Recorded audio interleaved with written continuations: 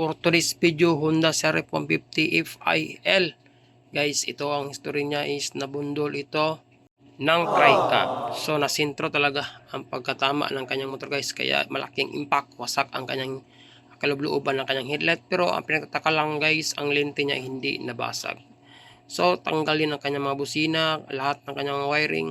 At ang pinaka worst case scenario guys, basag ang kanyang butterfly. So may possible na putol ang kanyang tipos. Ito na guys, dumating na ang mga order ni Bossing na ikabit natin sa kanyang motor. Itong motor nito guys ay almost 7 months nakatingga, no? At ngayong araw na ito, planong ipa-assemble ni Bossing. Salamat sa iyo boss sa tiwala at nag-PM ka sa ating Facebook page. So ito na guys, ang kanyang dalawang front shock absorber. Chineko, wala namang problema, no? Hindi naman sa bingkong, no? Kaya lang sira ang kanyang dust seal at ang obserbaran ko guys ay medyo malambot ang bounce sa shock na ito.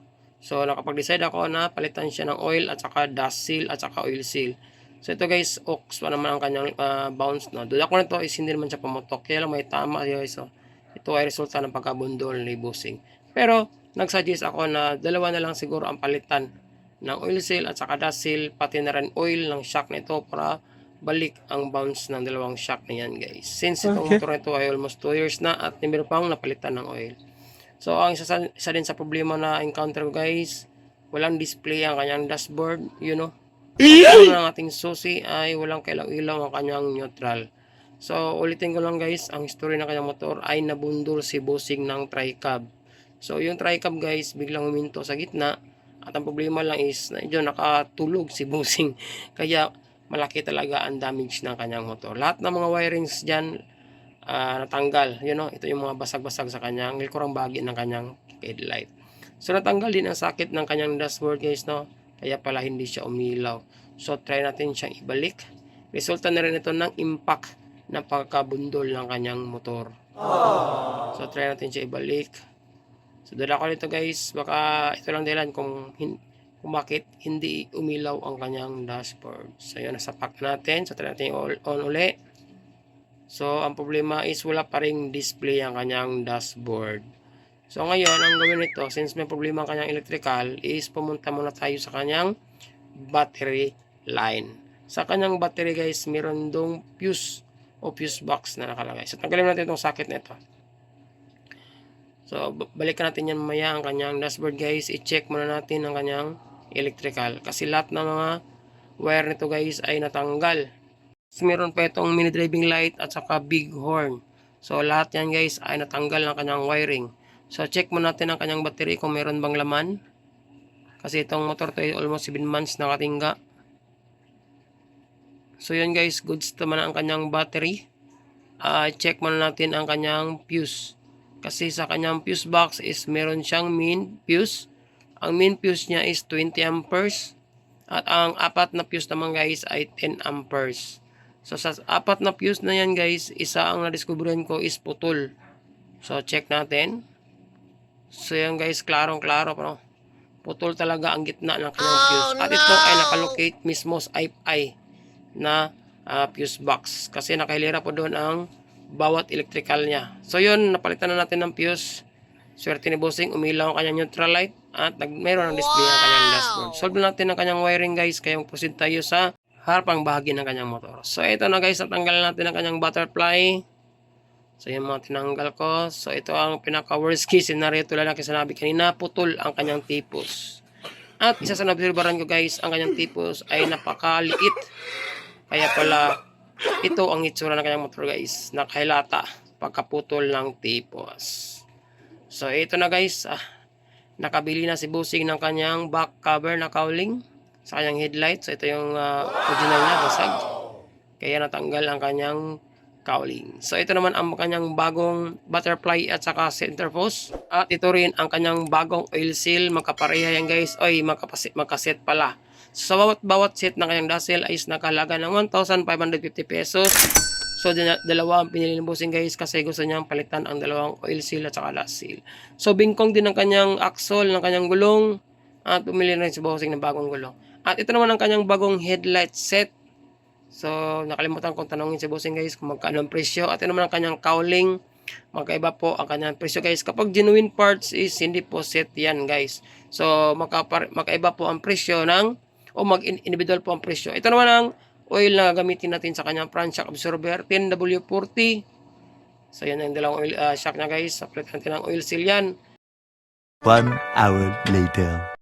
So yun guys, nakabit na natin ang kanyang bagong butterfly. Napakaswabe at nakabit na rin natin ang patunganan ng kanyang manobela. At syempre yung center post, nakabit na rin natin. Angas ng tingnan guys, no? Nasa mga 20% na ang natrabaho natin sa kanyang motor. At syempre, nakabit na rin natin ang kanyang back cowling ng kanyang headlight. So yan, at saka ang kanyang ignition switch. So nasa mga 25% na guys ang improvement ng kanyang motor.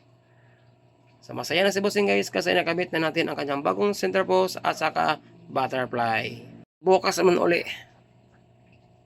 The next day. At ito na nga, nakabit na natin ang kanyang dalawang front shock absorber. Sa unang bahagi ng ating video guys, pinakita ko noon kung paano natin pinalitan ng bagong oil seal at dust-seal ang kanyang front shock absorber. Sa part na ito guys, ay kinabit na natin ang kanyang dalawang front shock. Buhay na si Bossing kasi yung dalawang front shock nga is hindi napiktuhan, hindi na bingkong at hindi nabasag ang kanyang outer tube. Kasi guys, itong dalawang shock na ito is hindi makapareha ang presyo nila, no?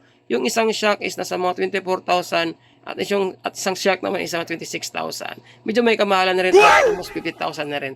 Pwede ka na makabili ng sikana na motor. So ito naman guys, ang kanyang bagong headlight, nakabit na natin kanyang cowling. So ito na, napakaangas ng tingnan. Almost 50% na ang improvement ng kanyang motor. Ang kulang na lang is ang kanyang tapaludo at ang kanyang gulong. Since ang kanyang gulong guys ay bibilin pa natin at ang kanyang yantas ay pinapa-align pa natin. So yan na lang kulang at saka yung cover ng kanyang inner tube. Nasa mga 65% na ang improvement ng kanyang motor. At syempre, i-check natin ang kanyang electrical. Ito ay kinabitan ko ng Honda Click na left handle switch case kasi hirap makahanap ng original na left handle switch ng CRF 150. Check natin ang kanyang hazard kasi may hazard na ang kanyang switch, automatic. Nagbiblink ang apat. At next naman ang kanyang busina na kinabitan natin ng PIA horn. At left signal. Yan, gumana rin. Right signal, gumana rin. Ang kanyang headlight guys ay gumana na rin yan, no? Yun, so okay na siya. Ito na ang kanyang kabuuang itsura niya guys. Kunti na lang. At balik alindog na ang motor ni boss. So ito na nga guys, nakabit na natin ang kanyang gulong, kanyang tapaludo at cover na kanyang shock. Napakasuabe. Parang brand new na ang motor ni Bossing. Ito naman ang kanyang likurang bahagi. So syempre guys, hindi makukumpleto ang ating pagkagawa ng kanyang motor kung hindi natin pa-check, try kay Bossing ang pag-bounce ng kanyang shock, no? Kung functional ba ito at hindi ba napiktuhan. Kasi kapag napiktuhan ang ating front shock guys, hirap niya makabounce at matigas siyang patakbuhin. So siguro masaya na si Bossing nito guys kasi nga dapat lang siyang masaya guys. Kasi almost 25,000 na ang gasto ng kanyang motor sa bounce check kay Bossing. Medyo may katigasan ng konti kasi bago ang kanyang oil seal at saka ang oil. Pero sa katagalan naman ng pag-bounce ng kanyang shock guys ay babalik din ang tamang lambot niyan na parang brand new. At 3 araw din mahigit tinabaho natin ang motor ni Bossing guys para masimbol natin siya at mabalik sa kanyang formado.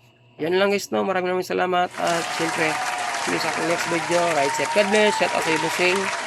Ayos.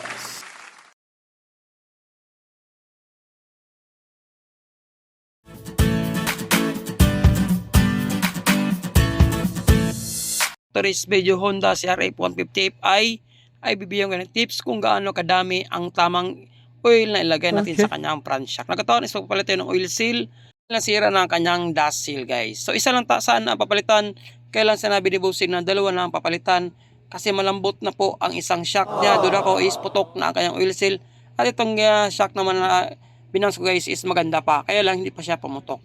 Pero gusto ni Bossing is ang dalawa is sabay palitan. Ito guys, medyo putok na to kasi yun ang balik niya is medyo mahina na siya.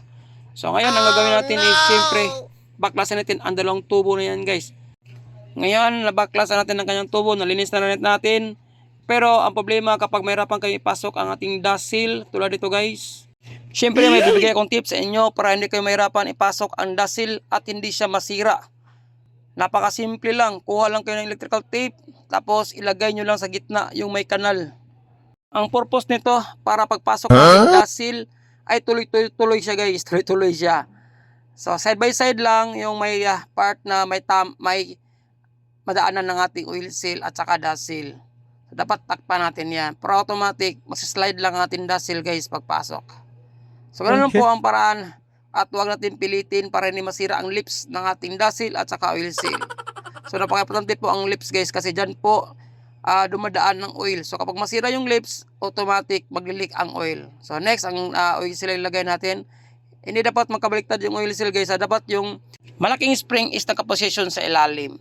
So yan lang po. So yun diba? Kapag hindi natin nilagyan ng tape yan, automatic masasagi ng kanal ang ating lips ng ating dasil. So ngayon guys, itong isa, hindi pa natin siya nabaklas, no? Ang unang nating binaklas is yung isang tubo natin. So yan po ang kanyang naunang oil seal at saka dasil. Natanggal natin siya. So paano ba tanggalin guys, no? Pag matanggalin yung lock sa ibabaw, pwede na siyang hilain ang dalawang tubo pa paghiwalayin. Kailangan malakas para makalas yung dalawang yan. Yan po ang tips guys. Pasisyan yung pati sa inyo kung paano pagkalas ang dalawang tubo na yan. Ang importante is mapakita ko sa inyo kung paano ang pagkabit ng oil seal. So yun guys, nakabit na natin yung dalawang tubo. So next step, ilagay na natin ang oil seal na bago. So malambot lang ang pag-entrance ng oil seal guys. Kaya lang yung medyo may kahirapan ng kaunti yung pagpasok niya mismo. So ito lang gawin nyo. Pukpukin nyo lang siya gamit ang alin ng dandahan. So sa part ito guys, hindi ko nalagyan ng takip yung chrome ng ating shock, no? Pero pagkatapos ang guys, no, nilagyan ko lang siya kasi medyo nahirapan ako ipasok. Kasi nga guys is nag-iiwas ako na matamaan yung chrome. Kasi pag natamaan yung chrome, may potential na mag-leak ang oil. So kaya dandahan ang pagpasok kasi nga is medyo may kahirapan ito ng kaunti kasi bago pa yung oil seal. So ang ginawa ko dyan guys is nilagyan ko siya ng electrical tape. So doon na siya pumasok kasi hindi mataas ng kumpiyansa ko sa pagpupuk ng dasil at saka oil seal pala. So, napasok na natin yung oil seal. So, yun po ang sinabi ko guys, nilagyan ko ng electrical tape yung ibaba na bahagi na yan. Para hindi ako mahirapan pupukin yung oil seal pababa.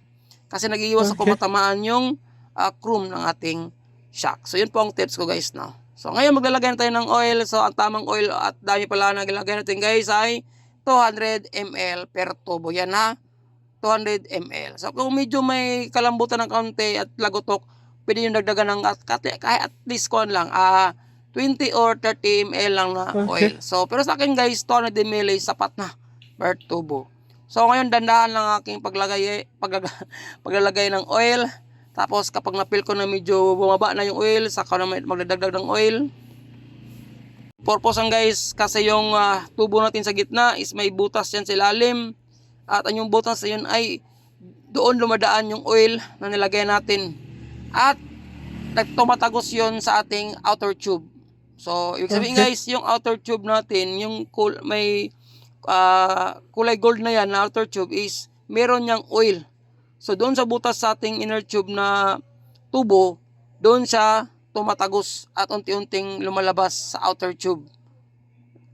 So, kailangan may oil din ang ating outer tube guys. No? Yun po ang purpose ng tubo. Kung kayo ay nagdidiaway, doon yung makita sa ibabang bahagi ng ating tubo na meron siyang butas. Yun po ang purpose niya guys. Para makapenetrate yung oil na nagagaling sa ating inner tube palabas sa tubo at doon na naman siya malagi sa ating outer tube. Para maganda po ang bounce. Pero kung nakukulangan kayo guys sa oil na ilagay, pwede yung dagdagan tulad na sinabi ko kanina. Pero yung 200 ml is sakto na yan. Kasi kapag sobrang oil, medyo matigas ang kanyang bounce. At siyempre, medyo masakit din sa ating mga balikat. So, itong 200 ml guys, sapat na. Kasi yung kapag nakapalit tayo ng bagong oil seal, kadalasan talaga ang maging resulta is dagdag siya sa tigas ng ating bounce ng ating shock. Kasi yung spring niya is medyo kapit na kapit. Yung spring o lips, spring ng ating oil seal pala. Kapit na kapit siya sa ating tubo. So, pero kalaon na naman guys, habang katagalan, yung spring ng ating ay lumalambot yan. That's better, pinaka-the best talaga na tamang level ng ating oil, ng ating shock absorber ng ating Honda CR-F150 is 200 ml lang. Sapat lang siya na hindi matigas ang bounce ng ating shock at hindi naman siya sobrang malambot. At siyempre kapag naglalagay tayo ng oil guys, dandahan ang ating pag-pump. Pag kailan natin na medyo bumaba na yung oil, saka natin unti-unti siyang i-pump pataas. Tulad ng ginawa ko sa video guys. Huwag nyo lang madali na importante is maganda ang magiging resulta ng ating pagkakalagay ng oil. Yan o. Gayahin nyo lang guys yung nagplano mag-DIY at syempre nag-aspire na magbaklas. So kapag napil nyo na medyo okay na yung bounce, takpan nyo na siya guys. So dito, try natin i-check. Ito yung pinalitan ko ng oil seal kasi ito yung medyo pangit ang bounce niya. So yun ang naging resulta. Maganda na siya guys. Oh. Diba? Napakaswabe na ng kanyang bounce. Yung isa is medyo pangit. Nung una talagang bounce natin is pangit talaga siya. Ang shock ng Honda CRF 150Fi ay hindi magkapareha ang design sa loob. Yung tubo na yan, nilagyan ko ng oil, is meron siyang plastic sa taas at nakalawa yung spring ano. Kasi kailangan pa siyang tanggalin yung lock sa itaas para matanggal din yung spring. Kaya lang yung sa gitna is meron siyang plastic. Yung isa namang shock na unang nilagyan natin ng oil is tubo lang siya, wala siyang plastic. Ito lang nakakita yung kulay itim na yan guys. Yan po ay plastic. So parang design na siguro niyan ng Honda CRF 150Fi guys. Para may idea na rin kayo kung bakit magkaiba yung laman ng ating CRF 150Fi sa kanyang spring. So yung spring naman ng isa guys, nasa ilalim talaga siya. Ito naman is nakasitaas, kasama lang yung plastic na yan. So siyempre dandahan din natin pag-pump habang unti-unting tumatagos yung oil sa ating outer tube. So ito na guys, tinakpan ko na siya. Check na natin yung bounce niya no. Kasi yung kanina nung isa is hindi talaga siya maganda yung bounce. Kasi nga, pag tanggal ko ng shock guys, madumi na ang oil niya. So parang nasa kanal lang baho. So kulay gray, kaya pala pangit ang bounce. So try natin check yung dalawang shock guys. Pagsabayin natin. Para makita natin kung magkapareho na ba ang bounce ng dalawang yan. Kasi yung kanina nung hindi pa natin siya binaklas is pangit talaga. So yun guys, napakasabi no. Balik na natin siya guys para sa pinali ng kanyang bounce. A few minutes later. Ito na nga, naibalik na natin ang dalawang shock niya. So check natin ang kanyang bounce. Yun, napakasabi. Salamat boss sa tiwala. Sana may natutunan kayo sa video ito guys no. Maraming salamat. See you sa aking next video. Ride safe. God bless. Adios. No? Diba? Imo ni. Oh, amo lagi mong gi-connect na. Limpyo man gud niyo.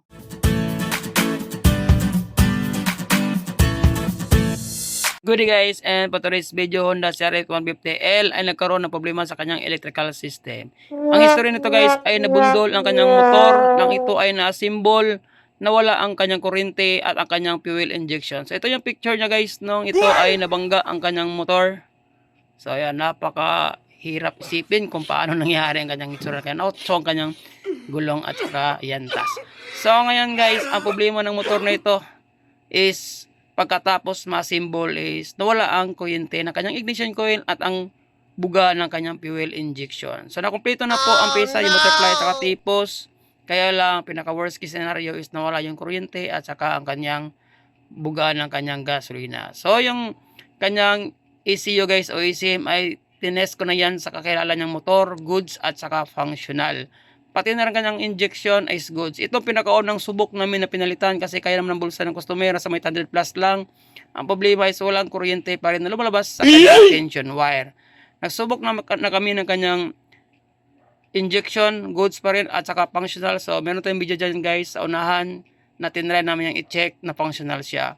So kaya nakita nyo nakakalas ng kanyang mga wire kasi yan po ang pinaka second to the last na option namin. Isasahin ko ang check sa continuity ng kanyang wire. Apan is walang putol na nangyari guys. Ika nga itong motor na ito is nabundol lang at tumatakbo. So sinuwerte kami kasi mayroong kaibigan si Busing na kakilala niya na nagpahiram ng kanyang motor at dyan namin i-check at isa-isahin bawat pesa ng kanyang motor dahilan kung bakit nawala ang kuryente ng kanyang tension wire sa kanyang ignition coil at pati na rin buga ng kanyang gasolina sa kanyang fuel injection. Kaya ayaw umandar ang motor nito. So ito ay third days na pala namin na sumubok. So ngayon guys, na-trauma na kami kasi yung ignition coil na binili namin is wala pa rin kuryente. Kaya ayaw namin magsakripisyo pa ng pera para bumili ng bagong pesa. So nagsuggest ako kay Bossing na maghanap tayo ng kakilala mo na pwede nating i-test lahat ng mga pesa. So itong bank angle sensor guys, isa rin to sa hinala ng kilala ko na baka itong dahilan kung bakit nag-shutdown ang electrical niya. Pero pinalitan na namin ito ng bago doon sa kakilala niya or nilipat namin yung sa kabila na bank sensor is umandar pa rin guys ang kanyang bank sensor. Itong ECM niya, nilipat na rin namin dyan, pinaandar, functional din ang kanyang ECM o ECU at hindi ito sira. Pati na rin ang kanyang throttle body, nilipat na rin namin, ayaw pa rin umandar guys. Ngayon, binaklas ko ang kanyang headlight at sinilip ko ang linya sa kanyang engine stop o kill switch. Same pa rin ang pag-connect ko guys, no? Wala pa rin pagkakaiba. So ngayon, tinry kong i-short yung panglagayan ng diagnostic guys. Yung kulay blue, white at saka green, black. Ang lumabas na error code ay error 12 at saka error 29. Ang error 12 ay ang fuel injection at ang error 29 naman ay ang ating idle air control o IEC. Ito ay lahat makikita sa ating throttle body. Pero hindi pa rin ako kumbinsido guys kasi nga itong motor, tulad ng aking sinasabi, ito ay tumatakbo kaya lang nabundol. Ibig sabihin, functional ang kanyang lahat ng ignition system. Pero nung binaklas ko ito guys, nung unang araw at sinilip ko ang kanyang cover ng kanyang left side, itong kanyang ECM is nahila siya kasi nga is malakas ang impact ng kanyang harapan. So maaring lahat ng kanyang harness o ang kanyang harness ay nahila rin guys at possible na apektuhan ang linya ng kanyang sakit ng kanyang ECM. So ngayon ang ginawa ko naman guys is tinanggal ko ang stator kasi sabi ni owner nabasag na itong crankcase na ito at pinalitan niya ng bago nung naunang gumawa. Yung kapatid niya pala. So ngayon, dinouble check ko lang kung nabasa tamang posisyon ang kanyang pulser, baka pulser ang dahilan. Pero sad to say guys, wala pa rin kuryente na labas sa kanyang ECU. So ngayon guys, nag-check kami noong unang araw na ito guys, noong pangalang araw pala, nang kakilala pa rin niyang merong CRF. So try namin i-check ang kanyang FI. So meron naman siyang lumabas guys, ibig sabihin, hindi sira ang kanyang fuel injection kasi nagkaroon siya ng buga. Sa kanyang motor walang kabuga-buga. So ngayon naman guys, ang kanyang ECU o ECM ang tinry namin i-plug. Okay, sige mo tagtagbo diyo. Yun guys, no? Functional pa rin ang kanyang ECU. Ibig sabihin, hindi sira ang kanyang ECU, hindi sira ang kanyang fuel injection, goods lahat at saka functional. So, yan lang po ang niisip namin kung saan pa kami mag-check. So ngayon, since meron yung isang motor na yan, ang pinaka naisip ko is lahat ng kanyang throttle body pati na rin ang kanyang injector na yan lahat itatap ko. So ngayon guys, tinap ko ang kanyang injector. Buwi na si bossing, umandar siya guys. Yan po ang kanyang throttle body pati ng injector. Yan naman ang naunang original injector throttle body ng motor na ito. So functional siya guys. 1 hour So ito na later. yung pinaka last talaga na desisyon na kailangan ng isugal, kundi ang kanyang buong electrical harness ng motor na hiniram namin is itatap namin sa kanyang body guys. So ito nakatap ng kanyang ECM o ECU, nakatap na rin ang kanyang ground, pero hindi po lahat tinap ko guys. Yung pinaka-importante lang sa kanyang ignition system ang tinap ko para mapalabas natin ang kuryente at saka buga. So ito yung ECU ng customer. Pero yung ECU na kinabit ko guys, yan po ay sa kanya. So dito naman sa harapan, kinabit ko lang sa kanyang kill switch na sakit at ang kanyang susian na sakit. So ito guys naman kanyang total body na set pati injection is sa kanya. Yung ignition coil bago na yan. So ngayon guys, i-check na natin kung mayroon bang kuryente o wala. Kasi itong pinaka-last na ginawa ko guys o pinag-isipan ko talaga. Kasi yung harness na ito is sa kabila. Meron yung mga busina, mini driving light. Kaya marami akong mga wire na puputulin at babaklasin at ibabalik kung sakali mang mag-failure kami sa pag-attempt ng sakripisyo na ito. So ito pinaka-last choice talaga namin guys. O pinaka-last chance talaga namin na mapalabas namin at mapaandar namin ang motor ni Bossing. Almost mga 5 days din ako pabalik-balik dito guys. Kaya hirap talaga bumili ng pisa kasi napakamahal po. Lalo na sa mga genuine parts. So kickstart natin guys. Try natin silipin kung meron bang kuryente. Kasi wala talagang kuryente ito. Yun, lumabas ng kuryente guys, no? So ibig sabihin may pag-asa na tayo na mapaandar natin ang kanyang motor kasi napalabas na natin ang kanyang kuryente na kanyang tension wire. So ito yung pinaka-moment of truth talaga guys na gustong gawin ni Bossing na umandar ang kanyang motor kasi nawala na siya ng pag-asa. Pero sabi ko sa kanya, nung nag-chat ako sa messenger, hindi pa naman ako naubusan ng bala at saka hindi pa na ako sumurrender. Pero yung owner guys, parang sumuko na at gustong dalhin ang kanyang motor sa kasa daw. Pero ako hindi pa ako sumuko guys. Yung pinaka-last choice at advice ko sa niya, tanggalin ang kanyang harness at ilipat sa kanya. Ito yun. Upload mo na dyan. Sige. Video sa Kabit ko na ang kanyang harness, pati ang kanyang original throttle body at injector. Ay, So ito na yun guys, try natin paandarin ang kanyang motor. ibot ko ng starter. Ay, kita ba ko starter ah? Ay, Ah, really wala kita. Sige. Sige. Okay. Gara-gara sipa na. Sige, sige, sige. Kuwan siya. Yung lapatan ng kanyang side stand ay nahulog guys. So ayusin muna natin, saka natin balikan uli ang pag-kickstart ng kanyang motor. So yun guys, Sa atras. yun, nahulog ang kanyang kahoy na nilagay sa kanyang side stand. Diyan ka di. Yun o, ito yung pinaka-moment of truth. Umandar na yung kanyang motor. So, ang problema, kanang brad box niya. Pana ka ng DC. intake manifold na.